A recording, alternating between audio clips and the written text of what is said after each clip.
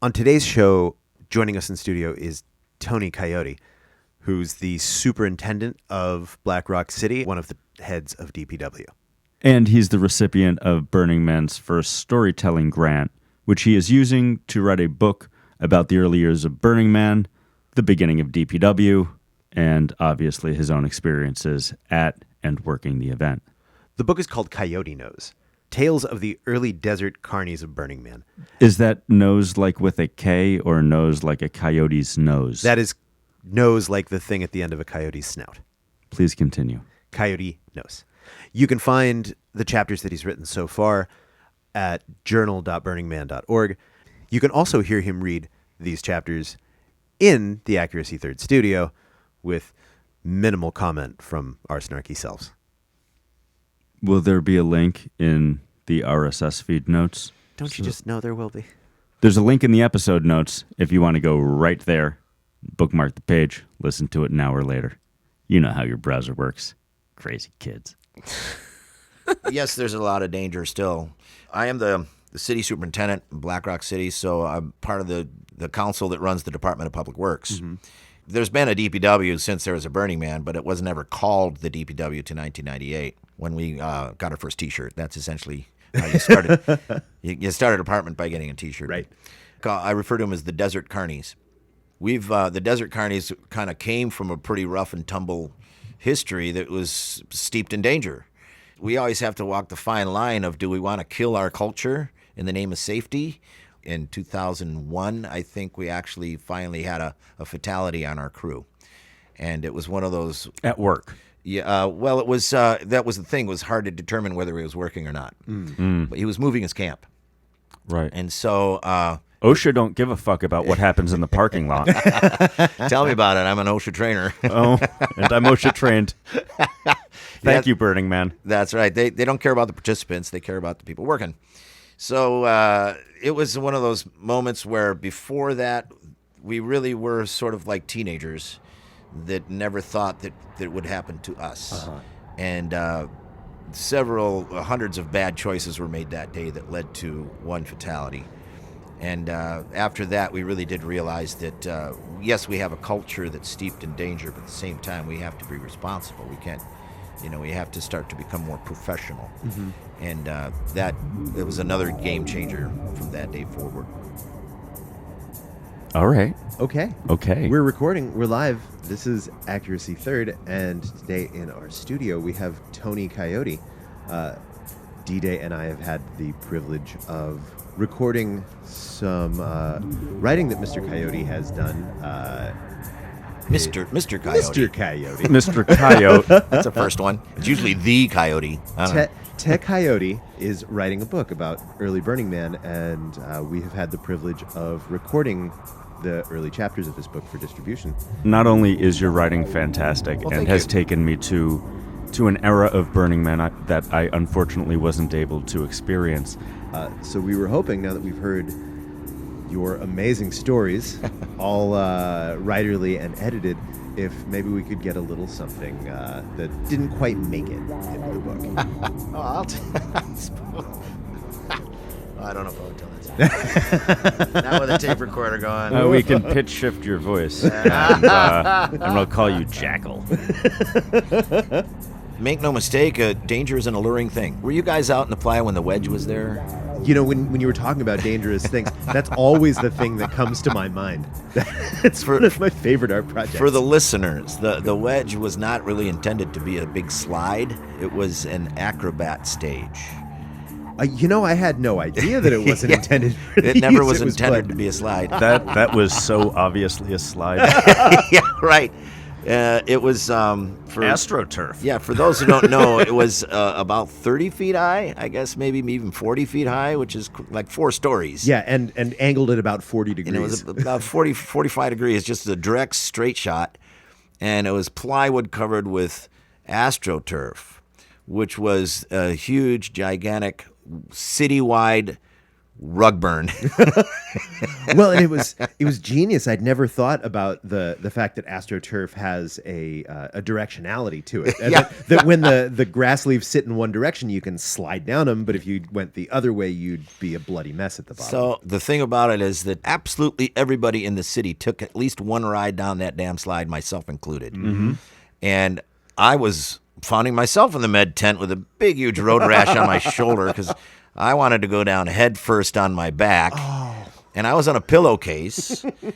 And the pillowcase rolled up on me in the first 10 feet. And so it was just, I could feel the skin just disappearing off my back. Oh, ow. Emergency Services Division had so many different nicknames for that thing. Oh, yeah. They hated it. Yeah, besides the generating, broken collarbones and sprained ankles and everything else. And just spreading MRSA from one person to another. around the Playa. As a matter of fact, towards the end of the event, the health department was becoming very concerned because of all the biohazard that was being left on Man. the turf. Yeah, hepatitis don't care about being baked in the sun. The thing I really appreciated about that thing was the sort of communal effort that took place at the bottom as people threw those big pieces of padding at people. Yeah, in the right. last 5 feet. Yep. Like I said, most everybody at least had a crack at it. Every year, we always extend good nature to the locals, and we always have like art tours for them and so on. And there's this very small but very strong community in Gerlach. A lot of them are elderly. So we always have a bus that comes up. We take them out to Gerlach and take them on an art tour. They love it. They do it every year. Well, there's this one gentleman that I've been working Burning Man since '97. This was the first year I was actually on staff. And as a result, I've befriended quite a lot of the locals. I'll spend 3 to 4 months a year in Gerlach, living in Gerlach. So I'm as much a Gerlachian as I am San Franciscan. And over the years, I've harbored some really strong friendships. And there's this one cowboy that I've known for years. And he's sort of a stone-faced guy. He's a straight shooter. Kind of a staunch dude. He spent most of his life in a saddle. And he's got one of his claim to fame is he wears a big 10-gallon hat, just like the old John Wayne. And it's this huge hat that you never see him without. I've never really seen him crack a smile. And I'm one of these guys that I like to see if I can get somebody to loosen up a little bit. That's my mission in life, is to get a smile out of somebody. Oh, especially somebody who doesn't want to. Yeah, right. I consider that a challenge. But I've never really been able to crack the guy. I see that the tour bus is parked next to the wedge. And I was going, really? Are the little old ladies coming down the wedge? And sure enough, I saw this cowboy at the top of the wedge. He had climbed the damn thing, and he had himself a cardboard box, and he was going to come down the wedge, and I couldn't believe it. And he sat down on the thing. It was the first time in my life I ever saw him smile, and he actually let out a whoop, a yee-haw, if you will, and like it was getting on the back of a bull or something, and he came down the wedge, and his hat blew off. And I went, oh, finally, somebody finally got him to take off his damn hat. And it was the wedge, of all things. The most injury-generating thing ever hit the Playa. Do you remember glorious. the drop zone? The drop zone? It was 2 or 3 years before the wedge, and I'm going to say it was like at 8 or 8:30 inside from the Esplanade, and it was a geodesic dome with like a pole vault mat underneath the center of it. And I was riding my bike up the Esplanade, and I saw somebody was climbing around inside of it like a jungle gym, and I saw them drop. And it's the only time I've ever fallen off my bike on Playa.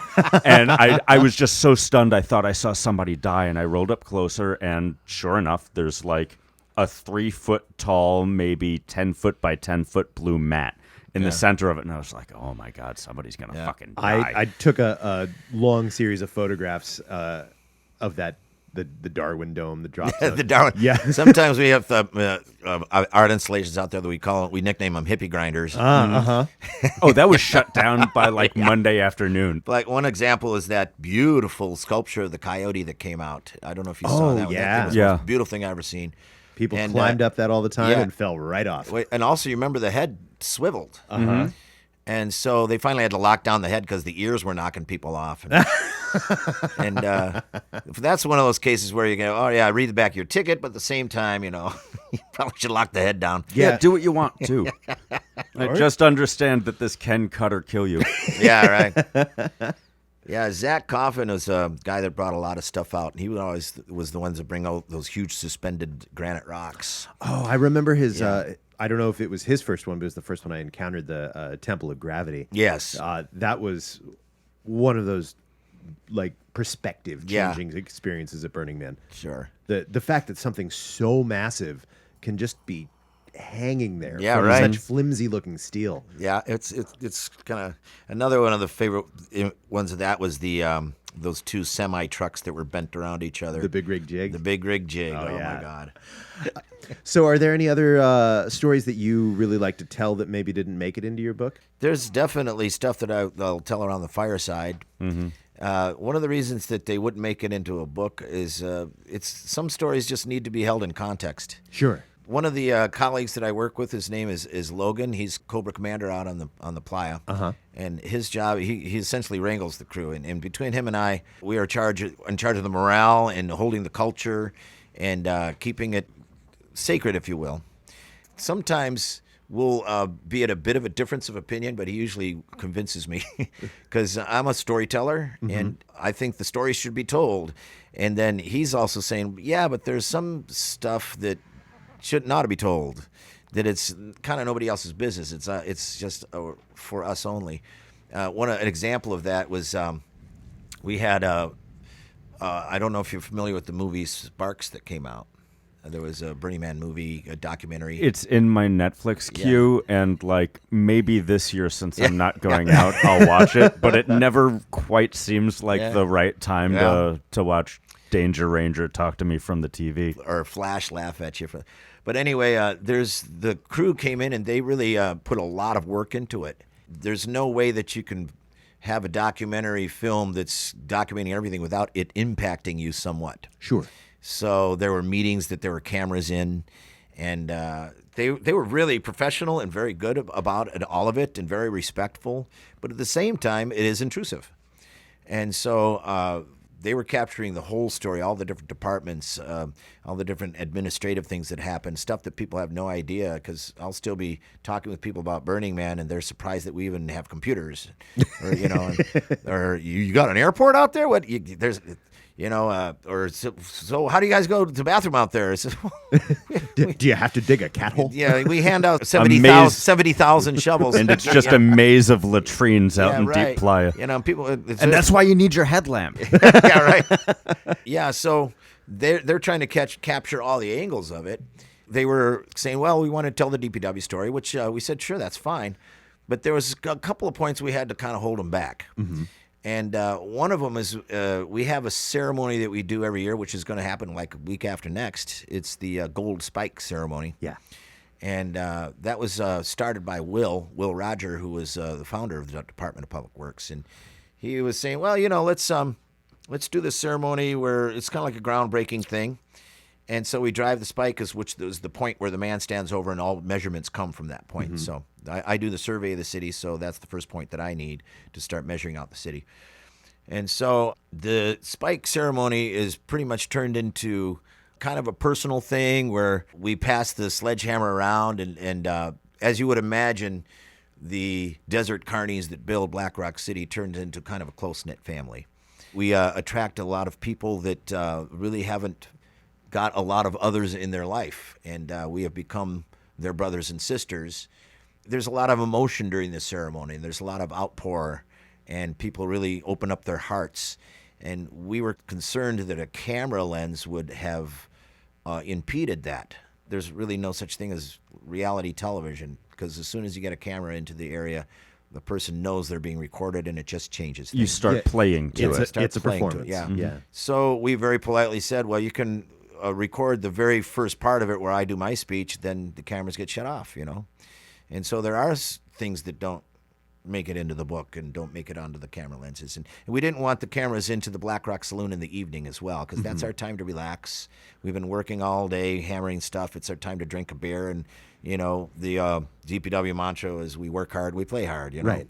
And so we just didn't want people flashing cameras around when we're just being ourselves and Well, yeah, you don't want to have to feel like you're representing the department when you're off the clock. Yeah, it's a closed door clubhouse. You know, not saying that any debauchery goes on in there, but it's just a place of comfort. It's a place of retreat. You know. I'll go ahead, having never actually been in there during those times, and say there's probably some debauchery. Well, you know, Maybe a there little might have been that one night during the talent show. You know. Oh, Burning Man talent shows are the best. I'll be writing about him. The famous corn slide, but that's a whole different story. Really, I think maybe what I'm looking for is there a story that isn't necessarily unshareable, but that just didn't make it into your story structure? Just a story you'd like to tell. There is another title for a book out there, the Volare Chronicles. Mm-hmm. You guys know what the Volare is? Aside from a mid-century song, no. Wait, isn't there a car? There is a new kind of American small car, Volare. Beautiful and so comfortable. Volare has a special suspension that gives you a smooth, comfortable ride, like a big car.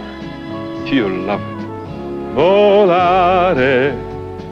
If you listened closely to season 1, you might remember a story about the Volare. But in case you don't, I'm going to play it again for you now because I'm a little bit obsessed with the moving wreck heap. Okay, so again, there's a girl. We're sitting on the Volare, which is a staff car, is a renowned staff car. It's garbage. I mean, it's really, it works. Yeah, they make it work every year. It's beautiful. It looks like it's been in a demolition derby. Yeah, it looks like that, but it runs like a dream. It's the spirit of Burning Man. I think you have to push start it. No, but it that's depends on fine. the year. Sometimes you need to push start. Volare. A Volare is a car, yes. Yeah. Well, I own a 1976 Plymouth Volare. Wow. I bought the car in 1997 from Van and Annie Westerbeck, who were our landlords in 97 that owned the Hualapai where Burning Man was. It's the only time that Burning Man had private landlords. And they sold it to me for $500. It is a Starsky and Hutch ex-cop car with a 318 under the hood. Oh, wow. And it's recently has a 4-barrel Edelbrock. And the carburetor is worth more than the car.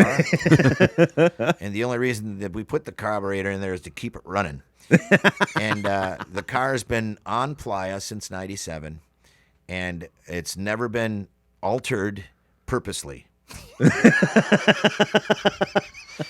So what you see is what happens to a car that survives that many Burning Mans without being an art car. Wow. In its younger years, the DPW played a lot of bumper pool out there. And we would play demolition derby. That was one of the things, the way we'd pass the time at night. It was before anybody else was there. The Playa was open in ours. And we'd clean up our messes, and we'd just take old beat-up cars and run into each other. What fun, you know? Oh, once upon a time, Zeno gave/left me his pickup truck. Yeah, there you when go. I was See? living at Potrero Hill, and that had so many holes from forklifts running into it. That's the thing. So the Volare is the embodiment of that. Yeah. But there was entire fleets of cars that we had that were the Mad Max DPW fear machines, and the Volare outsurvived them all. And it is the last one standing. The Volare wins. Is it still active? Like, can we see the Volare during the DPW parade? Yep. It has not ever missed a parade. There's a few parades that had to be towed. If it's in it, it's in it. The Volare, it's just a complete bashed up piece of crap, but it still runs. And it's now turned into the flagship of DPW. It's the Volare has got such history to it that if the engine were to blow, I could actually lobby the Burning Man organization to buy it a new engine. Oh, yeah. It's that endeared. It was never an art car, and it's always kind of played a little naughty. But now in her older years, she just barely keeps running, and it doesn't play bumper pool anymore. We baby her around and show it like it's sort of a testament to how things used to be with us. And in the older days, there was a lot of dissension between the Department of Public Works and the Rangers, because we were a lot more of the bad boys back then, and it was hard for the Rangers to show up and be asked to bring things into order when we'd been out there for a month and a half already, and here comes the Rangers going to tell us what to do. So there was a natural opposition going on there, which has since relaxed. The Rangers and the DPW have a lot of mutual respect, but back then they were at odds. This is like 15 years ago. Yeah, I started rangering right as that was coming a little bit more into balance. Yeah, but there was a lot of bad blood going on in those days, and so the Volare was at the center of a lot of it because the Volare was kind of thumbing their nose at these new rules that were being instated, especially when the Department of Mutant Vehicles came around. But we had to create this department because the cars and the art cars were getting completely out of hand. Oh, yeah. Everybody wanted an art car. There was no way to police it, and we were having the same problems we did before there were fence, where we were having vehicle problems and vehicle accidents and incidences, and it was becoming extremely dangerous. So we had to reel it in somehow. It turned into if you were on the DPW and you had a staff car and you were working, then you could drive. But you couldn't drive your staff car around for pleasure, which Right. I understand. It had to be for work. Or you could get yourself an art car and go and register with the DMV. Volare was never an art car. It was just this car. And I refused to make it an art car. But I took it down to the DMV because they were going, well, you know, your management, you have to lead by example, so you have to, go with the program. And so I said, sure, I'll go with the program. So I took the Volare down to the DMV, and it didn't pass any of the things, and it didn't. I said, well, where's your windshield? I said, well, Ranger Ruth's butt came through at the DPW parade in 2000. I went back, and I was kind of traumatized by it because the Volare got grounded, and it was the most fun that I've ever had with Burning Man is driving that damn car around. It was just a generator of a lot of fun. It's because you get a lot of people on it. The Volare has a gigantic hood and a gigantic trunk and a gigantic roof, so you can always get like 30 people on the damn thing and just roll around and razz people. And so I was forlorn about it. And my girlfriend at the time was now my wife, Mel. She comes up and says, well, the Volare also had a long history of being stolen. It was the game to play. It was a capture the flag game against the boss, Coyote's car, if you could get his Volare. And the more that I would try and keep it from getting stolen, they would come up. If I chained it in, they'd come with a cutting torch and cut the chain. If I put cars all around it, they'd come in with a heister and take all the cars out. And the Volare would end up on a dumpster or up on a container. It was a game that they played to steal the Volare, And so she said, well, why don't we solve the problem by why don't I get all the hot girls of DPW and put them on the Volare, and I'll steal the Volare. And then when the Rangers come to tell us that we can't ride, we're going to just shower them with love. Which completely flummoxed the Rangers because they were all on high alert because they knew that I'd gone to the DMV. Mm-hmm. They knew that I did not pass. It didn't meet any of the criteria. And so the Rangers were on high alert, saying, you better watch out for that goddamn DPW, and that damn Volare is going to be thumbing their nose at us tonight. We can't let it happen.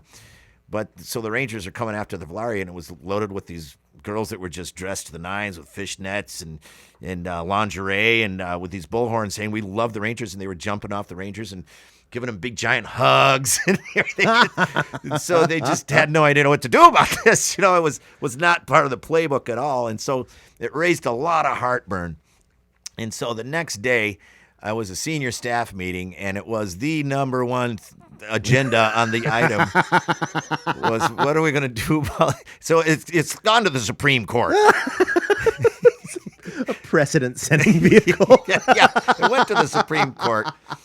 And so we told Coyote he couldn't drive his car around, and he's been driving it around. And not only that, there were ladies on it. It was only ladies, which, by the way, sparked the ladies' night or the girls' night out tradition that still goes on today. Oh, nice. Fantastic. Yeah, it's sort of like a bachelorette party. You don't go anywhere near it. I warn the other guys, just let them alone. They're going to chop And your if it balls. washes over you, let it wash over you. Yeah, and right. then once it's passed, go in the other right. direction. Relax, don't struggle. Yeah. Right. If you value your scrotum at all, just stay away from the girls' night out party. And so the next day, I was sitting there kind of in the hot seat, and there was a lot of argument going on and a lot of discussion. It was real heated and emotional. And Then at one point, one of the board members looks at me and says, Coyote, you've been sitting here silently, not saying anything. This is your car. What do you have to say for yourself? And I said, well, it was stolen. Yeah, by your girlfriend. Who has hands and knows how to steal. And personal agency. Yeah. Do you think my girlfriend doesn't steal? And so then finally, Michael, Danger Ranger, come in to save the day. He said, all right, everybody, let's just take a breath here. Let's just take a breath. How about we make a new category for the Volare? Let's call it Black Rock City's first historical vehicle. What do you think of that? Oh, I like it. And everybody kind of looked around each other, and they looked at the manager of the DMV. She goes, this is your shit, man. Don't look at me. You guys are making the policy here. Sounds like a convenient loophole. Yeah. And so they said, okay, well, if you can become Black Rock City's first historical vehicle, we'll give you a sticker. And then, Coyote, you have to behave with this thing. No more than 4 miles an hour with a ground crew. I said, yes. I will behave. No more bumper pool out in the open playa. We'll be really cool with it. And so, is everybody cool with this? Okay. Done. I got the sticker. And the Volare is still the first historical vehicle of Black Rock City. And I think there's like 8 or 9 of them now. We actually created our own category.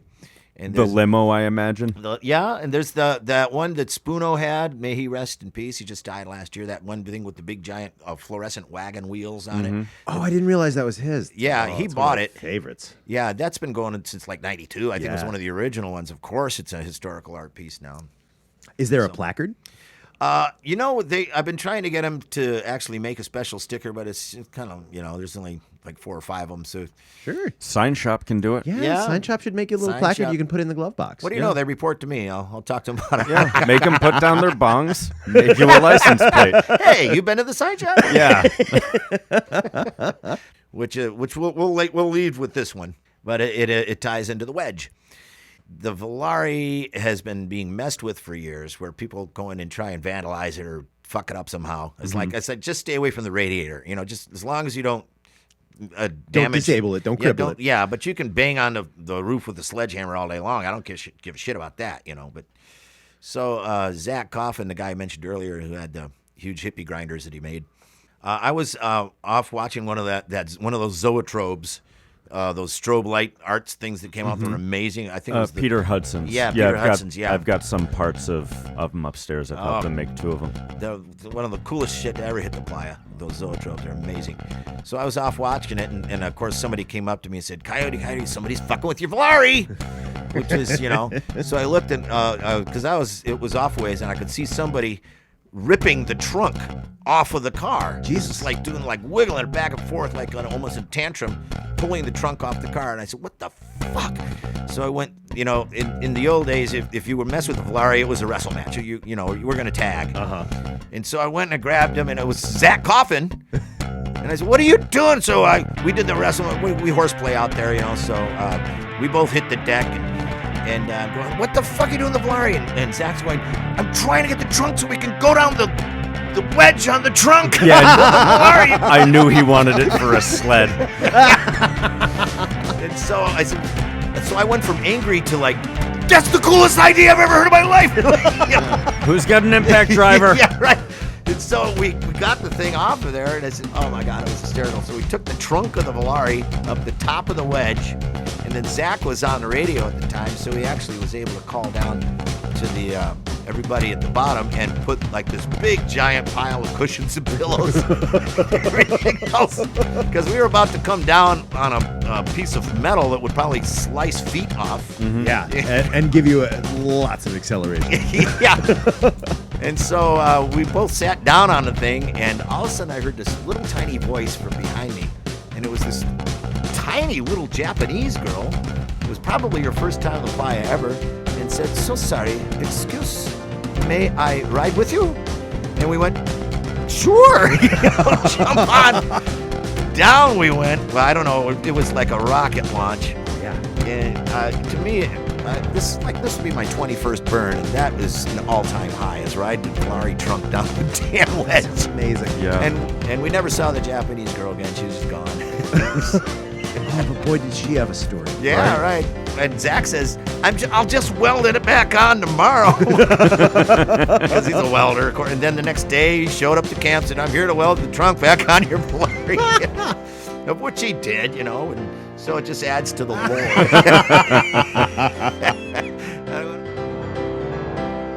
Accuracy Third is produced by Accuracy Third, and Accuracy Third is Beth, Rex, and me, D-Day. Our theme song is by Jim and Damien, and Beth made the rest of the music for today's episode. If you would like to find out about music that has been on our podcast, check out the podcast music page of our website, and go to our website in general. Accuracy Third is a non-commercial product distributed under the Creative Commons license. You can find this podcast on iTunes, on Google Play, and on our website, accuracythird.com. Rate and review us on iTunes. It actually does help put us in front of friendly faces. And we need people to share their stories with us. Accuracy Third only works if you want to tell your story. So share your story via email, share with the share links on our website. Remember, we've got a few things we're looking for this season. For instance, you can tell us a story about your piece of artwork that did not quite come together, or the history of your tiny, beautiful bar.